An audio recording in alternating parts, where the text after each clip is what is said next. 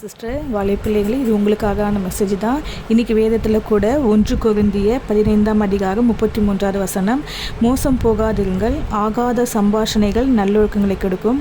அடுத்த வசனத்தில் தெளிந்தவர்களாக இருங்கள். ஆமாம் பிள்ளைங்களா, ஆகாத சம்பாஷணைகள் நல்லொழுக்கங்களை கெடுக்கும். தெளிந்தவர்களாக இருக்கணுமா.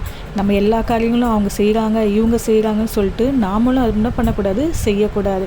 செஞ்சால் யாருக்கு தான் கெட்ட பேர், நமக்கு கெட்ட பேர், நம்மளை பெற்றவர்களுக்கு கெட்ட பேர், நீங்கள் போகிற சர்ச்சுக்கு கெட்ட பேர், நீங்கள் படிக்கிற கல்லூரிக்கு ஸ்கூலுக்கு கெட்ட பேர்.